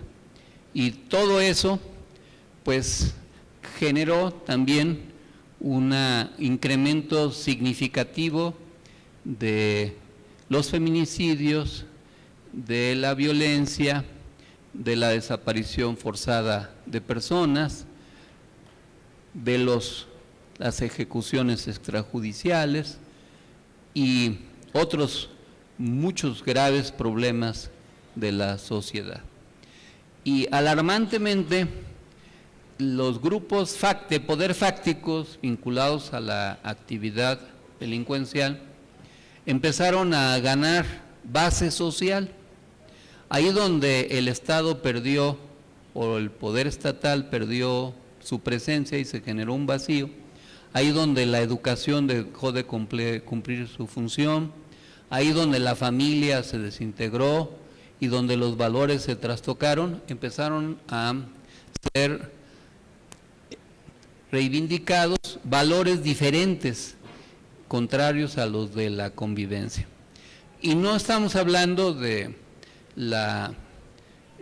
el endiosamiento de personajes que en la década de los 60 pues eran justicieros, como Chucho el Roto, que se volvió en un mito, ni del Santo Malverde, que fue canonizado en algunas regiones de Sinaloa, o de personajes míticos como Lamberto Quintero, que murió un 28 de enero, y así por el estilo, sino ya de una cultura que se fue enraizando en diversas regiones del país. Llamó la atención que, por ejemplo, un cantante que se negó a interpretar corridos que promovían la violencia, el machismo y todas esas cosas, pues provocó la ira de los asistentes a la Feria del Caballo en Texcoco, que parecían simios poseídos por un demonio que los llevó a destruir el escenario y los aparatos musicales. Pero apenas ayer, allá en Ciudad Hidalgo, Michoacán, en una comunidad, fueron vitoreados un grupo de personas vestidas con un uniforme tipo militar y identificadas como un grupo delictivo de 4 letras, lo cual habla de una base social que está relacionada con esos núcleos de poder. No deja de llamar atención que en algunos eventos musicales, por ejemplo, se proyecta incluso la imagen de uno de los líderes de ese grupo delictivo en Jalisco, propiamente, que es la cuna de ese grupo que tiene alcances internacionales. Y este fenómeno pues se expandió terriblemente.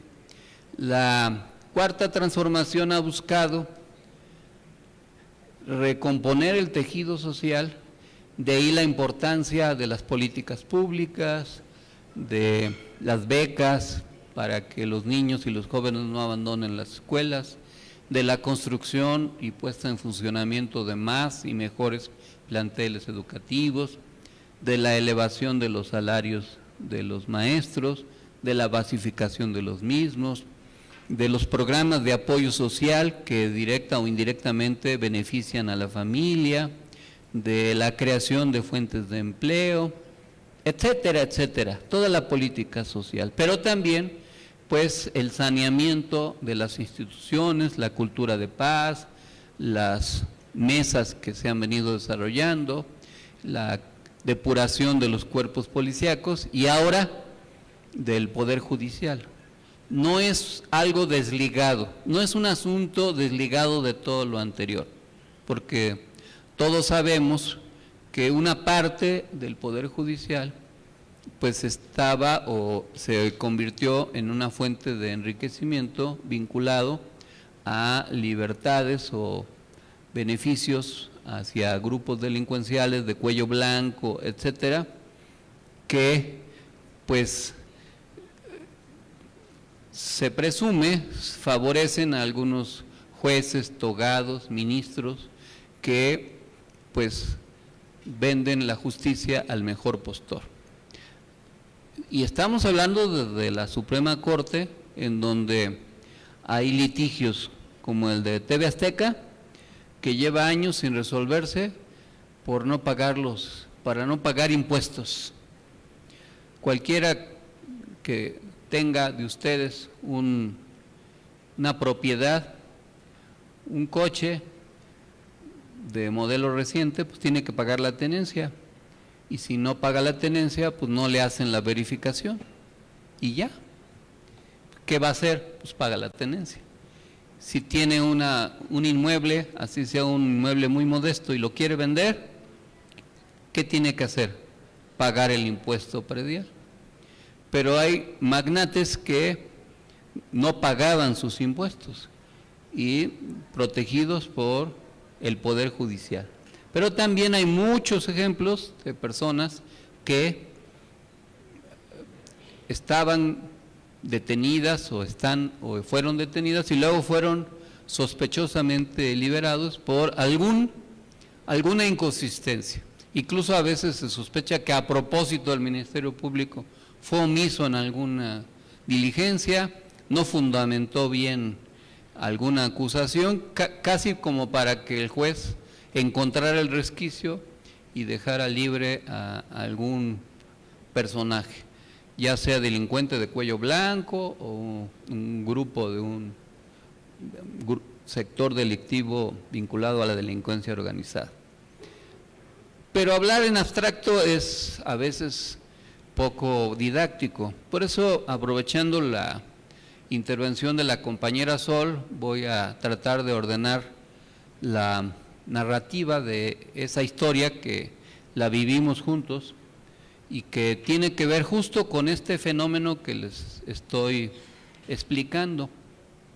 Guerrero ha sido una entidad en donde desgraciadamente la violencia se quedó a vivir desde hace mucho tiempo.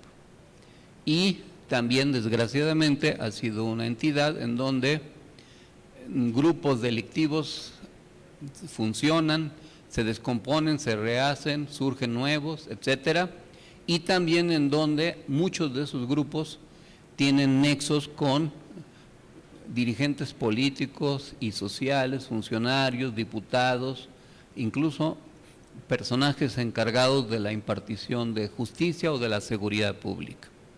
En el caso específico de Iguala, de esa región, en la época en que fuimos militantes del PRD, uno de los factores que orilló y que fue generando mayor descomposición fue la complicidad que la corriente de los chuchos tuvo con algunos presuntos grupos delictivos, y fue el caso de Iguala. En ese municipio, algún tiempo, la izquierda, cuando López Obrador fue presidente del partido, logró el triunfo en primera vez con Lázaro Mazón como alcalde. Pero luego sucedió un fenómeno curioso en donde se alternaban entre el PRD y el PRI el gobierno. Y así se generó la sospecha de que había diversas complicidades, porque también fueron creciendo algunos grupos delictivos en esa región que a su vez tenían diversas disputas.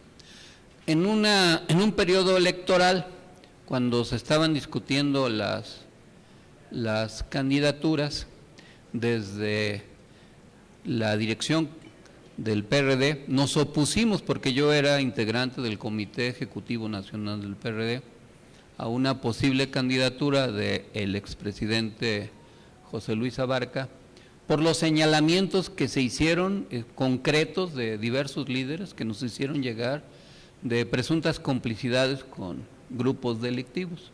Sin embargo, los chuchos lo impusieron, a pesar de que nos opusimos, señalamos que no era lo más conveniente, que había indicios de un comportamiento incorrecto, no hubo sensibilidad ni congruencia ética y se le impuso. Ya en el ejercicio de ese poder hubo conflictos en el interior del cabildo. Había un síndico, sobrino de Félix Salgado Macedonio, que se llamaba Justino Carvajal Salgado, hermano de Zulma Carvajal Salgado, que se oponía al alcalde por diversas conductas que el alcalde tenía. Y fue amenazado. Hubo un primer intento de levantamiento y asesinato en contra de Justino. Y él, como era un personaje corrioso, fuerte, de complexión robusta, atlética, logró escapar de sus presuntos secuestradores la primera vez que quisieron llevárselo. E hicimos el señalamiento de que había que procurar su protección, hicimos la denuncia por la supuesta y la obvia implicación del alcalde y de su esposa, que también está presa, pero hubo oídos sordos tanto en el gobierno local como en el gobierno federal. Y tiempo después a Justino ya no lo levantaron, sino fuera del Palacio Municipal lo ejecutaron, terminaron asesinándolo. Había elementos suficientes para hacer para proceder contra el alcalde. El alcalde tenía fuero local y nosotros hicimos como grupo político la denuncia en el Congreso local y pedimos el desafuero del alcalde, pero nuevamente los legisladores de la Nueva Izquierda, encabezados entre otros por Sebastián de la Rosa, que tenía el apodo del zorrillo porque su cabellera tenía un mechón blanco parecido al de Miguel Aceves Mejía, pues se comportó como un zorrillo, más allá de su mechón, y se opuso, el PRD se opuso al desafuero del alcalde y quedó impune.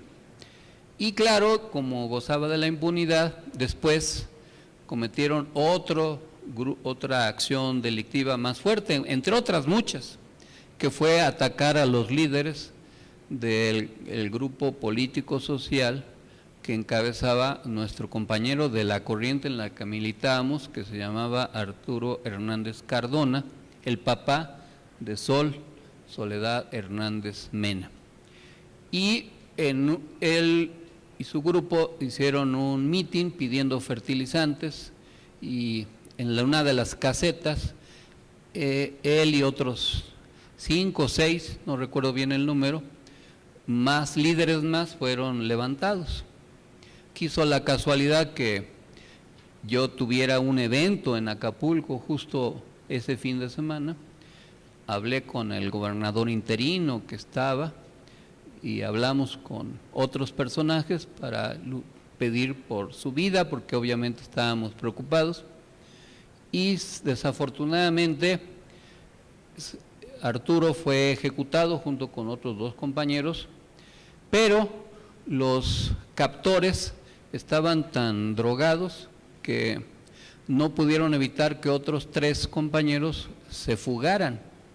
del lugar donde los tenían, allá por el cerro de la colonia Guadalupe en Iguala, y pues huyeron y vinieron a dar aquí a la Ciudad de México. Y yo los recibía en la casa de ustedes, me platicaron toda la historia, eran sobrevivientes, los protegimos, y uno de ellos, Nicolás Mendoza Villa, y señaló que fue el alcalde directamente el que había asesinado a Arturo. No reproduzco todo, pero él decía que el alcalde junto con el director de seguridad se presentó al lugar donde lo tenían secuestrado y textualmente le dijo que, perdón por las palabras, pero eso es lo que dice la declaración, ¿qué tanto estás chingando con el fertilizante? Y en ese momento lo ejecutó. Esto pues obviamente propició que hubiera solidaridad. Yo busqué al gobernador, que ya era el gobernador de Guerrero, Ángel Aguirre Rivero, para poder proceder. El fiscal Iñaki pues no había hecho las diligencias suficientes, pero había tal nivel de pruebas, pero había tanta lentitud en Guerrero y cierta complicidad, como les decía, por la forma en que la política se deteriora, que buscamos al Procurador General de la República, Murillo Karam. ¿Cómo se llamaba? ¿Cómo se llama? ¿Cuál era el primer nombre de Murillo Karam? Jesús Murillo Karam. Y ahí en la oficina de Reforma fuimos varios líderes. Dolores, mi compañera de vida, era senadora. Habíamos pedido ya 3 veces en el Senado que se atrajera la investigación por la Procuraduría General de la República, porque estábamos seguros que en el Estado no iban a proceder. Y fui a hablar con el procurador y les pusimos para que el procurador atrajera la investigación, porque no se había podido desaforar al alcalde. Una semana después el procurador declaró en una gira de Acapulco que la Procuraduría General de la República no iba a traer la investigación, insólitamente. Como sea, pudimos convencer a Nicolás que declarara en la Procuraduría Estatal y se hizo un desglose a la antigua Seido, pero el alcalde seguía impune. Y pues ya montado en la impunidad, vinieron los trágicos sucesos de Ayotzinapa. Y todo eso generó que estas cosas que ya habían sucedido se recordaran y cobraran otra dimensión con la desaparición de los 43. Pero entonces el gobierno, en una operación de necropolítica y narcoestado, armó todo para construir la verdad histórica, que no quiero extenderme, pues es conocida lo que Murillo hizo, pero fíjense cómo se diseñó el modelo. Se detuvo a algunos personajes, pero se hizo todo para que al cabo de algún tiempo fueran liberados. Pero a ninguno se le acusó de desaparición forzada de personas, que es un delito que también puede ser cometido por particulares. Sino se les hizo otras acusaciones y se les radicó en Tamaulipas con obvias deficiencias. ¿Y qué fue pasando al cabo del tiempo? Que fueron siendo liberados paulatinamente, casi todos. Fue hasta que el presidente López Obrador tomó el poder que se reencausaron, muchos han sido reaprendidos y al final se contaminó tanto el asunto que pues se presume lo que realmente pasó, pero todavía falta poderlo acreditar legal y verosímilmente. Incluso, como ya dijo Sol, el alcalde fue exonerado de la desaparición de los 43. Si solo esa acusación se hubiera hecho contra él estaría libre. ¿Qué fue lo que ocasionó que el alcalde no fuera liberado? Que los 3 sobrevivientes tuvieron el valor, uno de ellos de declarar en la Fiscalía Estatal, pero yo los acompañé a la Fiscalía General de la República, a la Procuraduría entonces, y declararon ahí, los tres, lo que a ellos les constaba. Hasta un mapa llevamos de dónde habían sido detenidos, en fin, yo no soy abogado, pero de tanto andar en estas lides, pues uno aprende a preparar buenas declaraciones y expedientes, y ya pudimos acreditar la presunción del delito. Y se hizo toda la investigación. A pesar de todo, se logró que Abarca fuera sentenciado por ese crimen a 90 años de prisión. Por eso está preso. Y también hubo una denuncia por el asesinato de Justino Carvajal, que fue el alcalde recientemente sentenciado con otros 20 años más de cárcel. Este hecho, pues, es un ejemplo de cómo la política, la impartición de justicia, los intereses, el crimen organizado, la complicidad, los negocios, etcétera, pervierten la tranquilidad y la paz de una región. ¿Cómo fue que Iguala se fue echando a perder? ¿Cómo fue que hubiera tanta complicidad? ¿Cómo fue que ese cáncer avanzara al nivel del crimen de los 43? Tuvo que ser un hecho tan escandaloso como el de Ayotzinapa, que llamó la atención para que se voltearan los ojos y se resolviera este asunto. Pero ¿cuántos como estos hechos han sucedido y suceden en el país?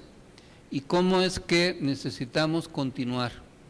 Todos tenemos, pues, seres queridos, todos tenemos amigos, conocidos, familiares, y no deseamos que ninguno de ellos sea asaltado, mucho menos desaparecido, ni asesinado.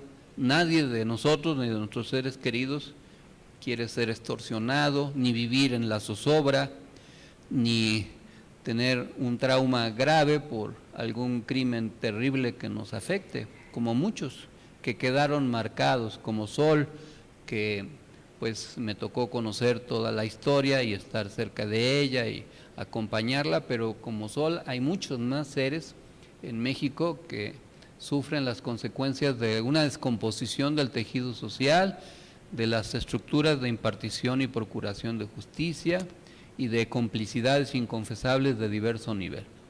¿Cuántos gobernadores en México han sido acusados y condenados de complicidades con el crimen organizado, con el narcotráfico?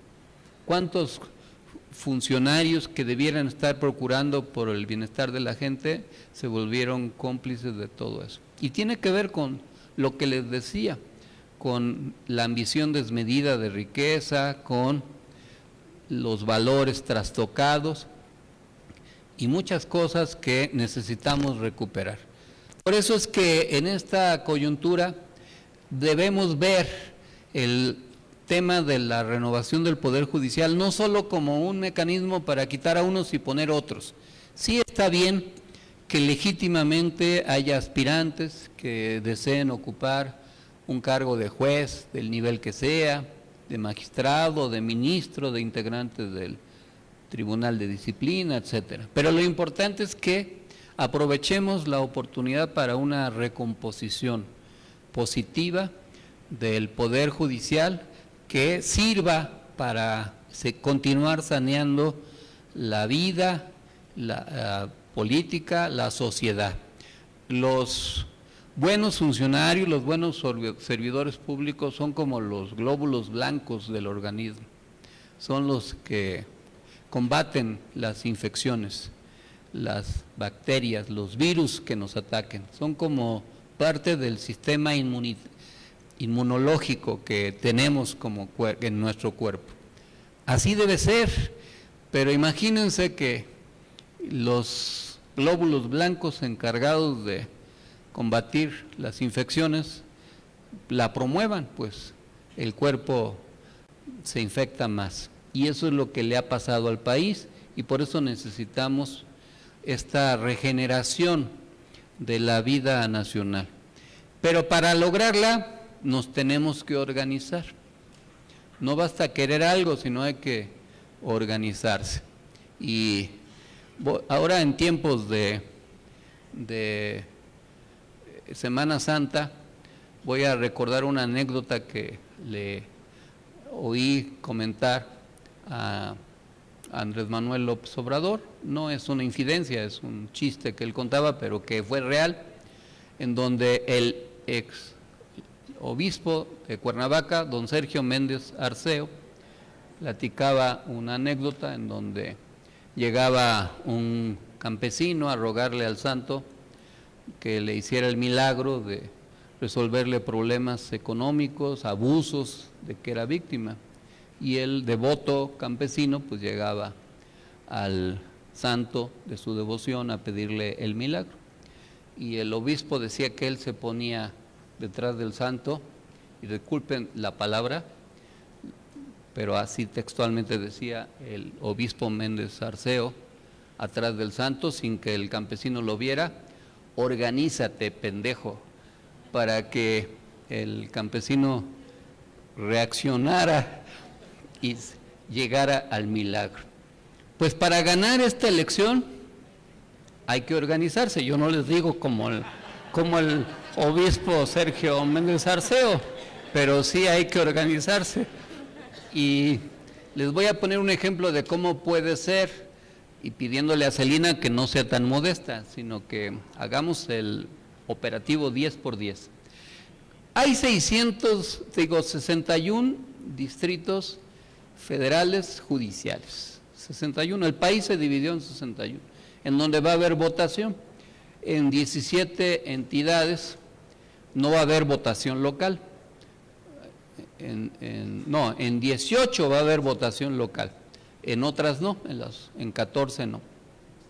Quiere decir que solo va a haber la votación de ministros, tribunal de disciplina, electoral y de los magistrados de las circunscripciones.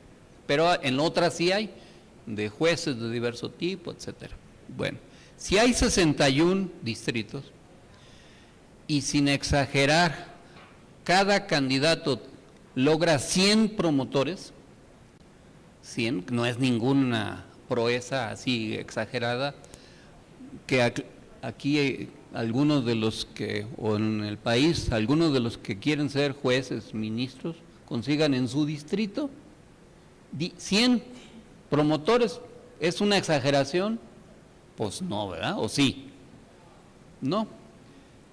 Pues si esos 100 a su vez consiguen 10 votos, y esos 1000 que ya serían, consiguen cada uno otros 10 votos, que no es ninguna exageración, con eso ganan la elección. Esa es la organización. Para eso son las estructuras, para eso hay que trabajar en la estructura. La estructura social y política son como las traves y las columnas de un edificio. Los cimientos son las ideas que comparte un proyecto, pero lo que le da consistencia a un proyecto, pues son los pilares, lo que lo sostiene. Y lo que lo sostiene son los líderes, los dirigentes, los candidatos. Pero, pues hay que sumar, ahora sí que hay que ponerle ladrillos y acabados y todo eso para que el edificio funcione.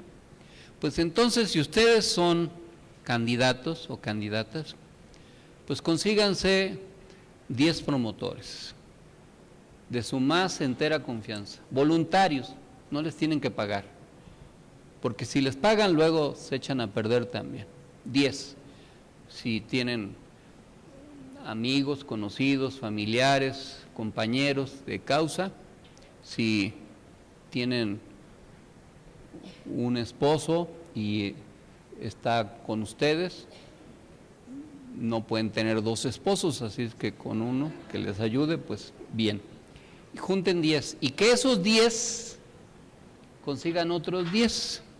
Ahí tienen sus 100. Y hagan sus listas con su nombre y su teléfono celular. Ahí tienen sus 100. y tienen un mes para que esos 100 a su vez consigan otros 10. Y con eso tienen 10,000. Esta es una elección, y si así siguen, donde va a haber poca participación, desgraciadamente, porque además va a haber confusión. Así es que un voto vale mucho más que en otra elección normal. En otra elección donde votan decenas y decenas de miles, pues un voto tiene un peso relativo más bajo, pero en esta elección va a ser más alto. Si ustedes logran tener una estructura de promoción como ciudadanos, no, sin partidos, ni violando la ley, logran pues una representación, y si lo hacen conforme a un proyecto, un ideal, pues van a ser electos o electas. Hay que ir a conseguir esa estructura de promoción del voto. Y pues sí, está bien ir a los mercados, a hacer asambleas y conseguir vecinos, pero háganle como San Pedro, ahora que estamos en Semana Santa. Él no era pescador de peces, era pescador de hombres. Esa es la metáfora. Esa era su verdadera ocupación. Entonces ustedes tienen que ir a conseguir a gente a lo que ustedes convenzan. Y yo he visto los currículums de muchos candidatos y candidatas y son verdaderamente impresionantes. Tienen desempeños incuestionables, son gente muy honesta, profesional, dedicada.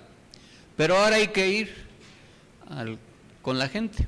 Al final, el poder dimana del pueblo, ¿o no? ¿No dice así la Constitución?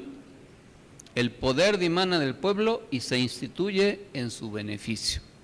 Entonces, pues hay que ir con el pueblo a conseguir esa votación y conviértanse en los glóbulos blancos que defiendan la salud del organismo social que es nuestra patria. Y yo estoy seguro que si trabajan así lo van a lograr, para que nunca más tengamos que narrar tragedias macabras, tristes, deprimentes como la que les acabo de platicar. Y sí podamos platicar de historias de éxito, de cómo en una comunidad, en un municipio, la gente vive feliz y tiene paz, tiene tranquilidad, tiene seguridad, los niños crecen sanamente, se divierten, se combaten las adicciones, las familias están integradas, la gente profesa la fe que quiere y hay espíritu comunitario. Y eso es lo que más vale, aunque se tenga mucho poder o poco poder económico. No importa, lo que importa es la seguridad, porque la vida no tiene precio, ¿o no? Pues adelante, compañeras y compañeros, y como dijo el obispo Sergio Méndez Arceo, organícense. Para concluir nuestra asamblea semanal, nos ponemos de pie para entonar nuestro glorioso himno nacional.